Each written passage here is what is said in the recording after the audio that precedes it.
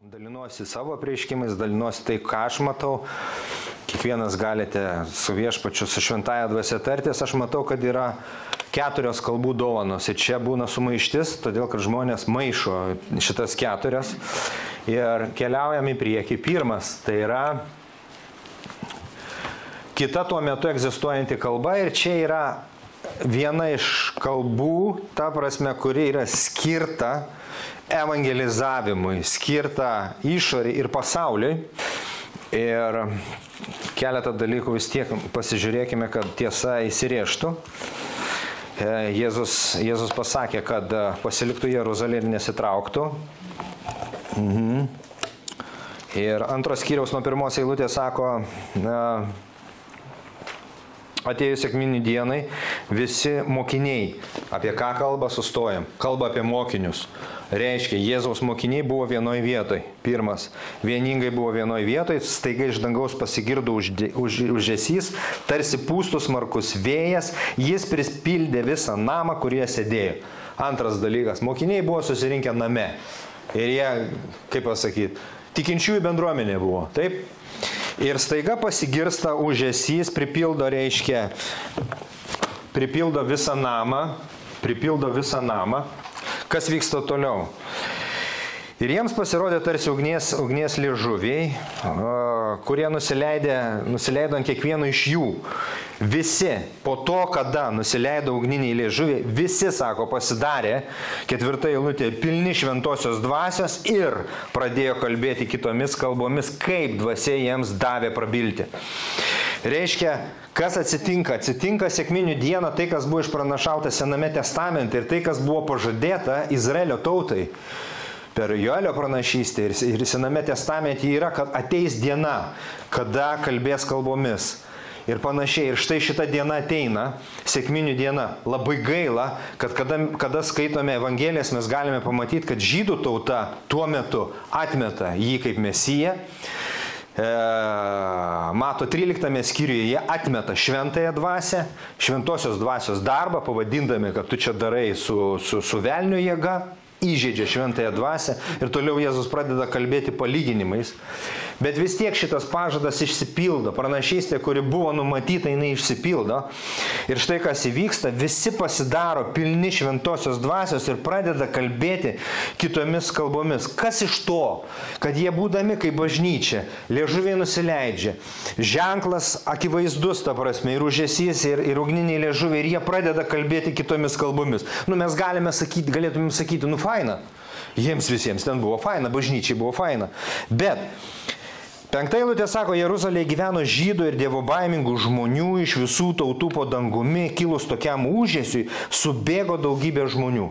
Šitas stebuklas, antgamtinis stebuklas pritraukė Jeruzalės gyventojus ir sako, klausykit, čia toks gaudesys Algirdo namuose, einam pasižiūrėsim, kas ten vyksta. Ir jie atėjo ir jie pradėjo, kas atsitiko, kad jie susirinko prie šito namo. Jie buvo priblokšti, kiekvienas girdėdamas savo kalbą, juos kalbant. Žiūrėkite, jie buvo priblokšti.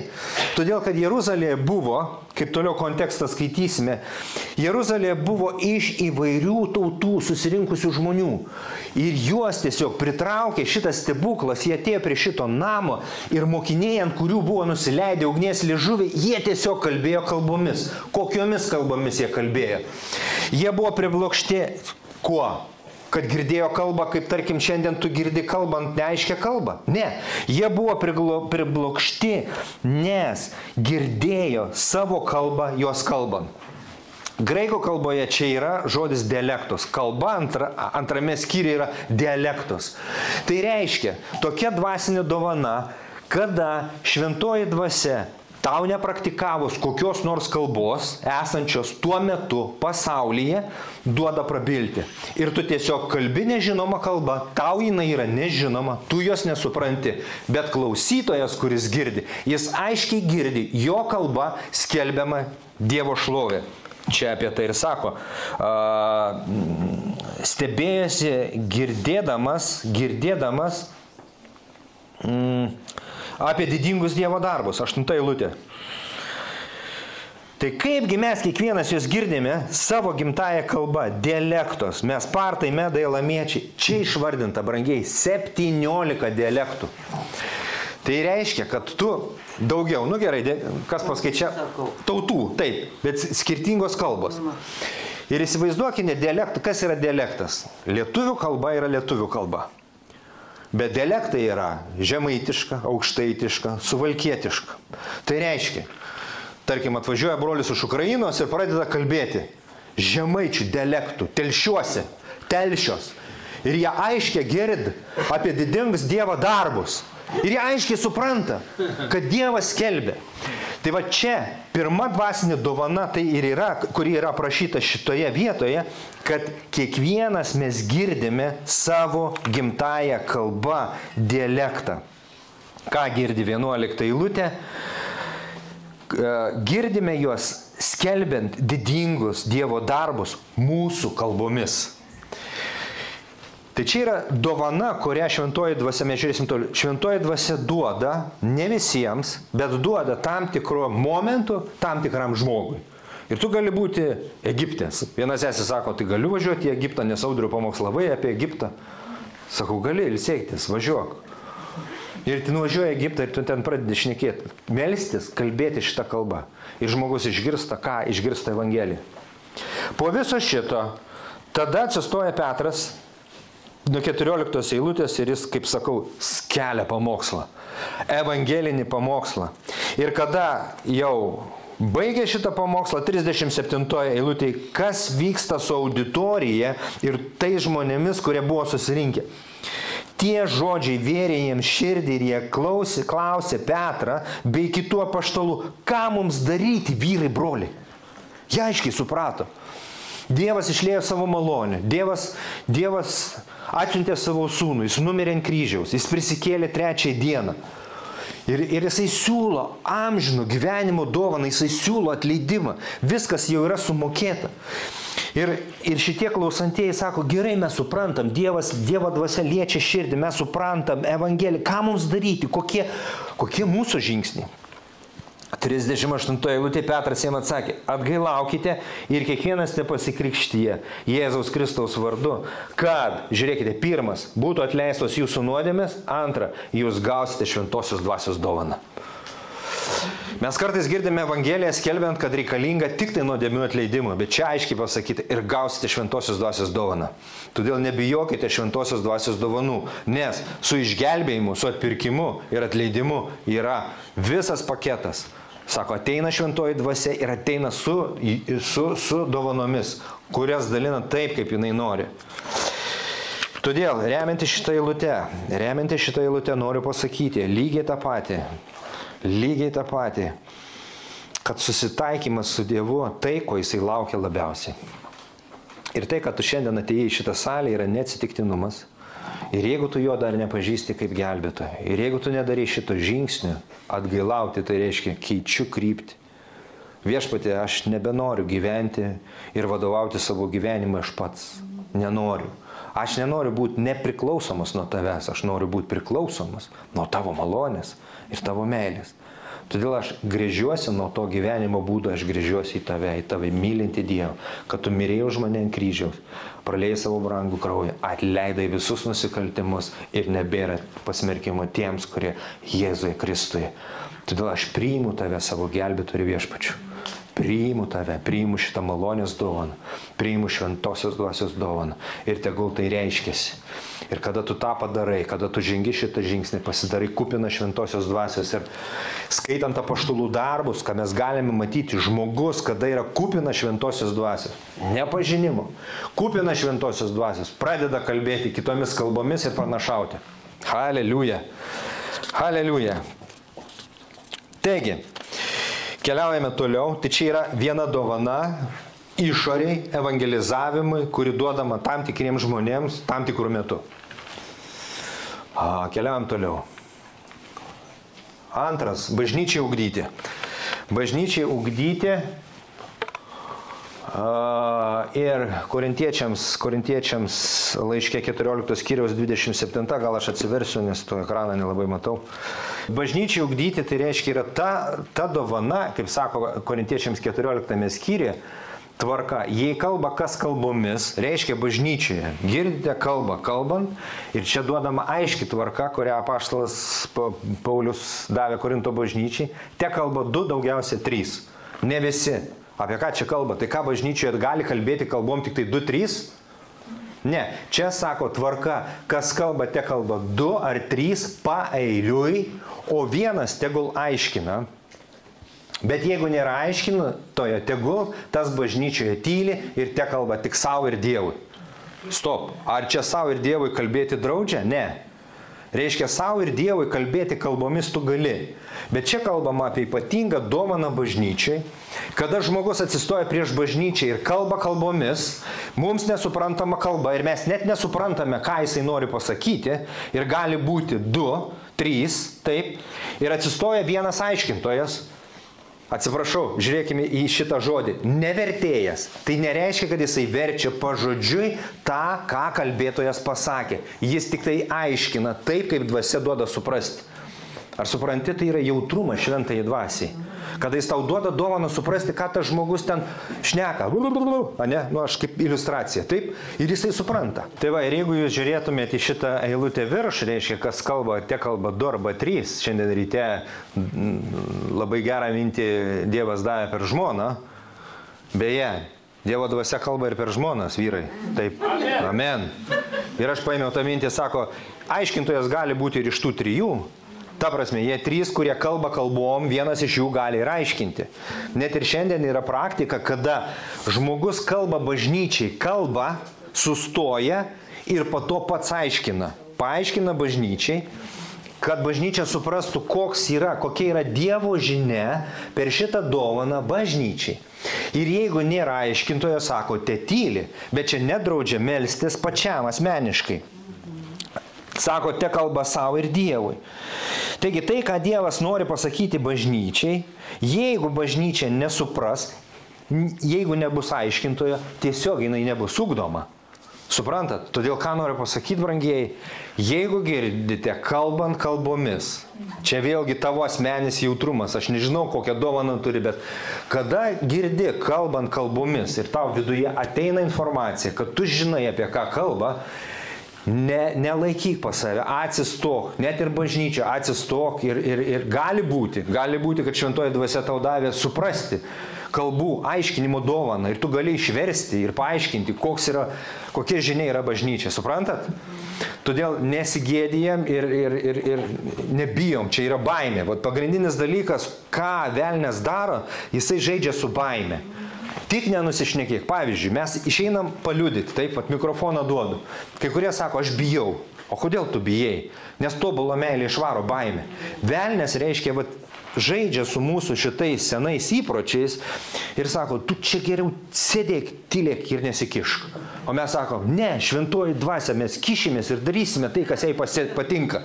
Ir mes nestabdysime. Amen. Gerai, keliaujam toliau, žiūrim, ką aš čia prisirašęs. Toliau. Asmeniškai užtariant, Romiečiams 8 skyriuje yra eilutė. Tai tokia dovana, kada tu meldiesi, reiškia, meldiesi kalbos rūšis, kada tu meldiesi, bet meldiesi ne už save, meldiesi užtariant.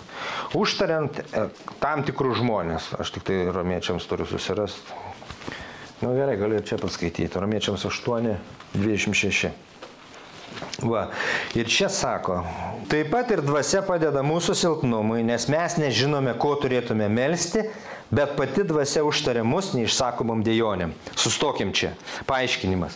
Mes galvojame, kad malda yra mūsų darbas, mūsų vaisius ir aš sugalvoju, ką melstis, ateinu į savo kambarėlį ir viską, ką sugalvoju, išsakau. Taip, tai yra sugalvota mano proto vaisius arba iš širdies dalykai, kuriuos mes atnešam prie malonio sosto. Tačiau čia sakoma, kad yra kažkoks silpnumas ir ateina dvasia į mūsų silpnumą. Į kokį silpnumą? Apie ką čia kalba? Kontekstas aiškiai sako, nes mes nežinome, ko turime melstis. Reiškia, man į galvą, aš net nesuprantu, kaip melstis ir aš net negaliu matyti dabar dvasinėme pasaulyje, su kuo brolis arba sesuo susiduria šiuo metu. Mes galime girdėti, pavyzdžiui, Gražina pasidalino, Kristina pasidalino liudijimais, taip, gali sakyti, melskitės už išgydymą ir panašiai. Aš tada žinau ir meldžiuosi. Bet jeigu, pavyzdžiui, po sekmadienio praeina savaitė laiko, mesgi nežinom, ką žmogus išgyvena savo dvasiniai kovoj tuo metu. Todėl ir čia sako, viešpatie, aš nežinau, ką melstis ir ko prašyti, kas yra teisinga tavo malda dabar, šiandien. Ir čia sako, šventoji dvasia ateina būtent mūsų silpnumai, užtarė mus neišsakomam dejonėm. Pirmas dalykas tai yra šventoji dvasia, kalbant kalbomis užtarė mus. Antras dalykas, ką randam toliau, širdžių tyrėjas žino dvasios mintis, nes jį užtarė šventuosius pagal Dievo valią. Reiškia, kada tu meldiesi kalbom namuose, aiškiai tu supranti, kad reikia melstis arba dvasia iškelia tam tikrą žmogų. Dažnai būna, kad man prieš akis kyla tam tikras žmogus, labai aiškiai. Ir tu supranti, kad aš niekada už tą žmogų nesimeldžiau, bet tu supranti, kad reikia melstis. Ir tai gali būti tavo priešas, gali būti persekiotojas. Ir savo protu Dievas iškelia man tokius žmonės, už kuriuos aš savo maldos plane niekuomet neturiu. Ir supranti, kada tu meldiesi kalbom, iškyla žmogus ir tu toliau meldiesi, bet mastai apie šitą žmogų, deklaruoji, dėkoji Dievui kalbomis. Tai reiškia, nežinoma kalba, tau nežinoma kalba, tai, ko tavo protas nesupranta, tu meldiesi ir užtari tą, kuris eina dabar per kažkokią tai dvasinę situaciją. Kodėl? Pirmas dalykas, ką pasakysiu. Todėl, kad priešas nežinotų, kas dabar vyksta. Priešas nežinotų, todėl tam šitos kalbos ir yra duotos, kad jis nežinotų tavo planų, nežinotų, kas vyksta. Nes dažniausiai, kiek aš girdžiu liudijimų, yra ne tada, kada Dievas tau asmeniškai įdeda į širdį. Gauni apreiškimą, tu sakai, wow, ačiū tau Dieve, turiu šitą perlą. Bet tada, kada tu pasakai, ištari žodžius, va dabar Dieve, dėl tavęs eisiu skelbti, tarkime, Evangeliją. Nu ir spėkit, kas prasideda. Prasideda pagaliai ratus ir visokie trukdymai, kad tu tik to nedarytum. Po to, kada tu aiškiai padarai žinomą savo Dievo pašaukimą ir savo planus. Taigi, silpnybė. Ribotai suprantant ir matant, kas vyksta dvasinėme pasaulyje. Todėl mes nežinome, kaip melstis ir čia meldžiasi šventoji dvasia mūsų viduje. Todėl, ką mes darome? Mes išlaisvinam šventąją dvasią. Mes neuždarome šitų vartų, mes išlaisviname.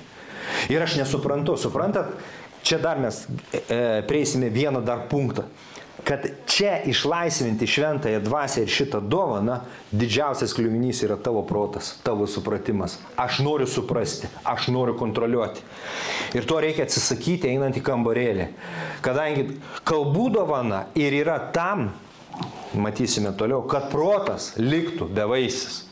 Mes galvojame, kad malda yra proto vaisius, ta prasme, aš sugalvoju, aš melsiuosi, aleliuja, meldžiuosi už visus bažnyčiokus, bažnyčią, kad jin augtų ir viskas gerai, viskas tvarkoja. Tai yra tavo vaisius, protas. Protas iš proto per burną tu skelbi didingus Dievo darbus.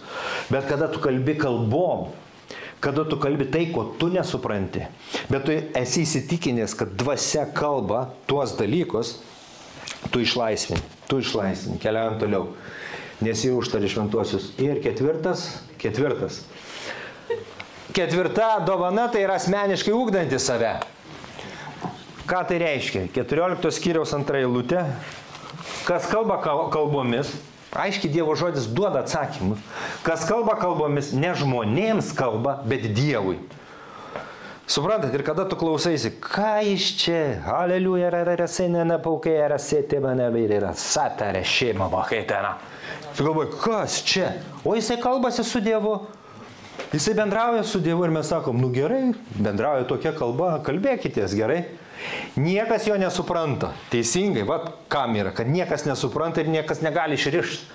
O ką jie ten kalbasi tarp jo ir tarp Dievų? Kas ten yra? Norėčiau suprasti paslaptis. A ne tavo reikalas, maždaug. Kalba yra šifruota. Pasakysim taip, kalba yra šifruota. Niekas jo nesupranta, nes jis dvasia kalba paslaptis.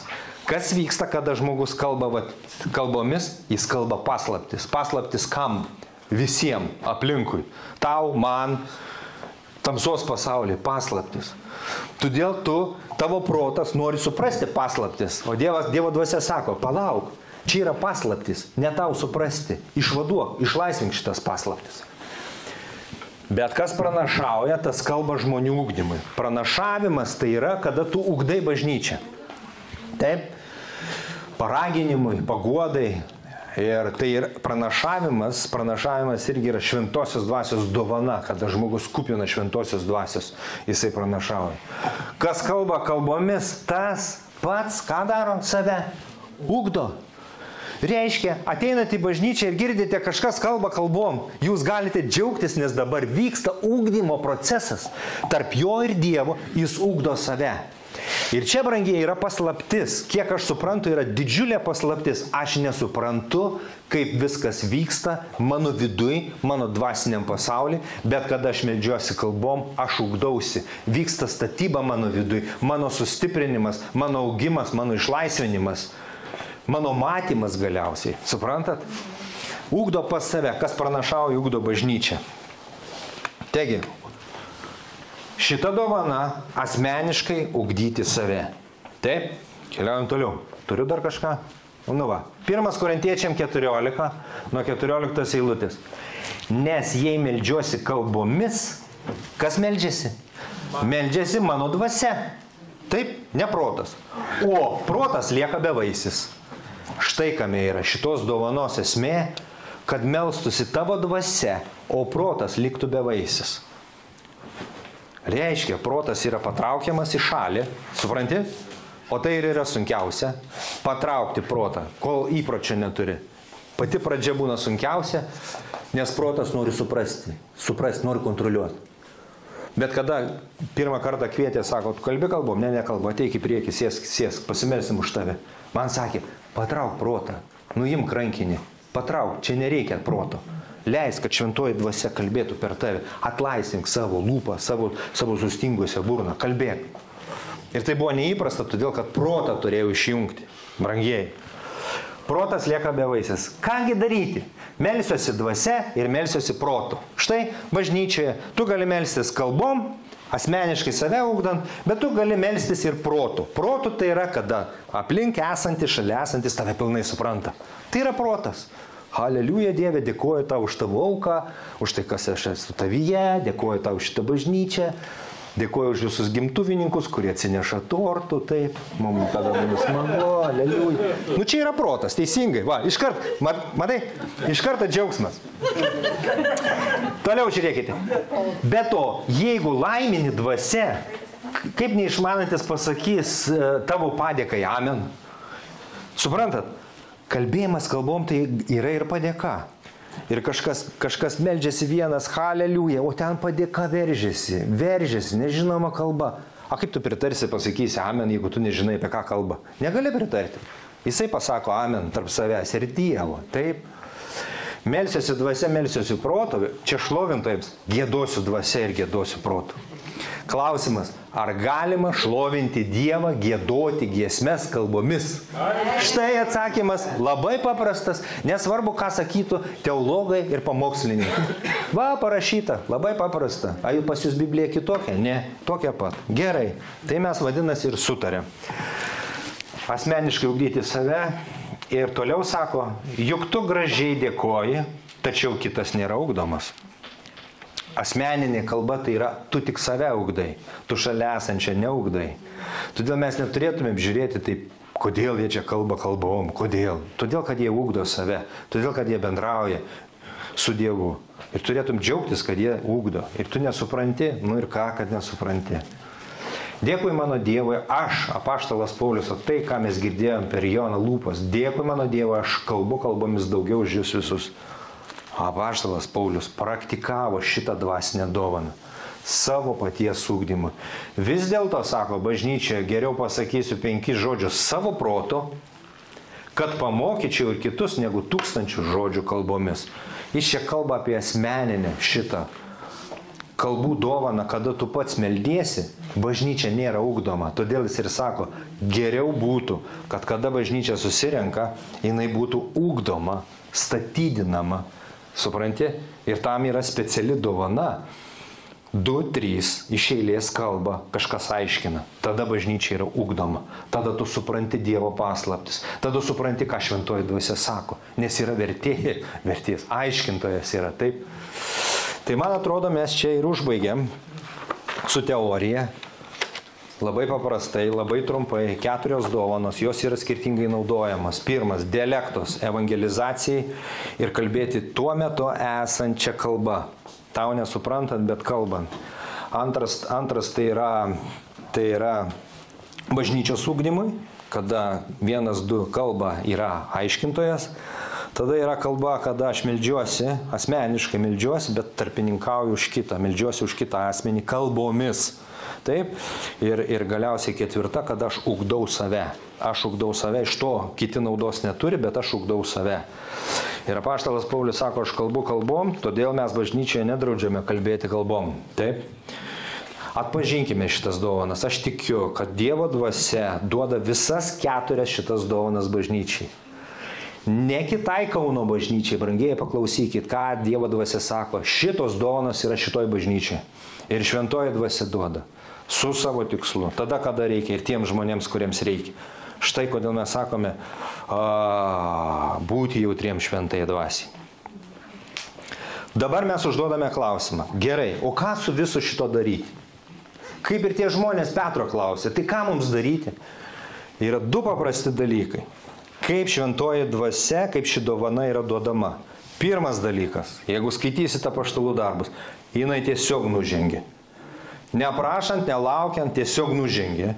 Ir vienas iš pavyzdžių yra, kada vienas iš apaštalų pamokslavo, jiems tebeklausant žodį, nužengė šventoji dvasia ir pamokslo metu visi pradėjo kalbėti kalbom. Tai yra įmanoma, kada nužengė, taip. Ir antras būdas yra dėjo rankas. Ta pati galima rasti taip pat tame pačiame apaštalų darbų knygoje. Taip.